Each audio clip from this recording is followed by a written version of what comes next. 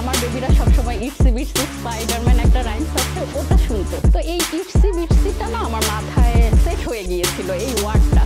দেন আমি চিন্তা করলাম যে ইটসি বিটসি স্টার এটা একটা ভালো অ্যাকচুয়ালি ভালো ম্যাচিং হয়। তারপর আমি গুগলও সার্চ করলাম যে না, এই নামে কোনো কোম্পানি আসলে বিলং করে না। দেন আমি ফাইনাল করলাম যে আমি ইটসি বিটসি স্টারই জানবো আমার ড্রেসের নাম। কোভিডের টাইমে আমার মেয়ের জন্য প্রথম ঈদের ড্রেস আমি মেক করি, তখন থেকে ইটসি বিটসি স্টারের যাত্রা শুরু হয়। লকডাউনের সময় সব কিছু অফ থাকার কারণে ড্রেস কিনতে পারছিলাম না, যেহেতু এটা ওর প্রথম ঈদ ছিল। দেন আমি ওর জন্য 5টা ড্রেস ডিজাইন করার পরে আমি যখন কিছু ফেসবুক গ্রুপে পোস্ট করি, 4টা ড্রেসেই আমার সেল হয়ে যায় শুধু এই ইমোশনেই মায়েদের যে আপু আমার মেয়ের ঈদের ড্রেস তো আমি কিনতে পারছি না। দেন এই রেসপন্সটা পাওয়ার পরে আমি চিন্তা করলাম না, ছোট বেবিদের একটা ব্র্যান্ড হিসেবে আমি একটা কোম্পানি খুলতে পারি। যত বেবিদের বার্থডে ড্রেস বলেন, স্পেশাল যত ওকেশনের জন্য বেবিদের ড্রেস বলেন, ইটসি বিটসি স্টার ছাড়া কেউ আসলে কিছু চিন্তাই করতে পারে না। আমি যেহেতু ফ্যাশন ডিজাইনিং থেকে গ্র্যাজুয়েশন কমপ্লিট করেছি, ডিজাইনিং নিয়ে কিন্তু আমার একটা আইডিয়া আছে। 5টা ড্রেস রেডি করতে আমার মিনিমাম 17-18 দিন এরকম টাইম লেগে গেছে, কারণ আমি তো আস্তে আস্তে কাজ করতাম, আমি একটানা সময় দিতাম। ব্যবসায়িক কোনো চিন্তাধারা নিয়ে এটা পোস্ট করিনি, আমি আমার নিজের ভালো লাগা থেকে জাস্ট কাজগুলো শেয়ার করছিলাম। যখন দেখলাম যে সবার অনেক চাহিদা, তারপরে কিন্তু আমি চিন্তা করলাম যে না, বেবি ড্রেস নিয়ে একটা পেজ খোলা যায় এখন। মানে সবার এত রিকোয়েস্ট, ইভেন এমনও যে ইমোশনাল ব্যাপারটা এমন যে ঈদের দিনেও আমি পার্সোনাল লোক দিয়ে ঈদের দিনও আমি ড্রেস ডেলিভারি করেছিলাম।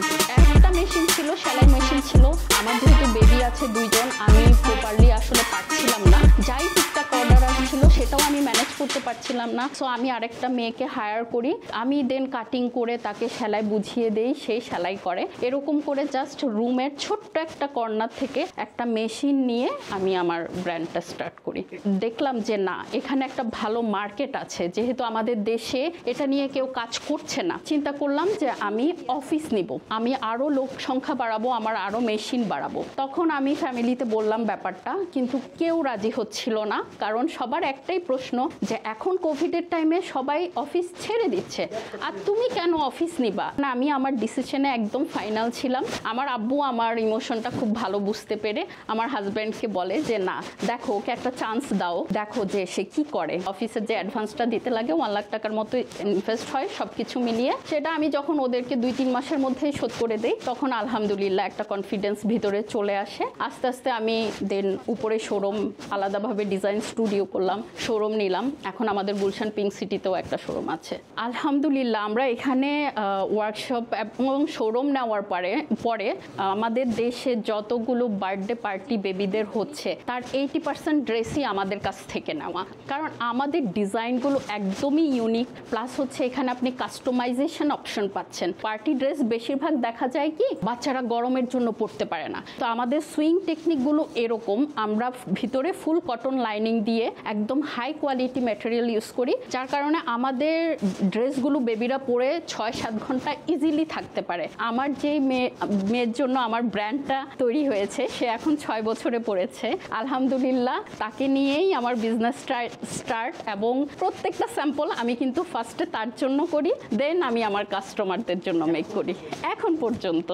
সামনে এটা নিয়ে আমার চিন্তা ভাবনা হলো ইটসি বিটসি স্টার একটা ইন্টারন্যাশনাল ব্র্যান্ড হবে, শুধু আমাদের দেশে না, দেশের বাইরেও ইটসি বিটসি স্টার ব্র্যান্ড হিসেবে পরিচিতি পাবে।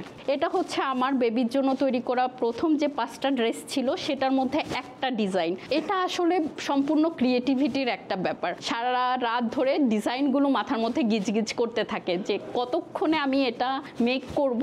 হয়তো আমি এখানে অন্য একটা কালারের কম্বিনেশন করেছিলাম, আমার ভালো লাগেনি, এটা বাদ। দেন আবার এখানে চেস্টে আমি অন্য ওয়ার্ক দিয়েছিলাম, ভালো লাগেনি, এটা বাদ। এরকম করে 4-5টা স্যাম্পল রিজেক্ট হয়ে ফাইনালি কিন্তু একটা ডিজাইন আমাদের অ্যাপ্রুভ হয়।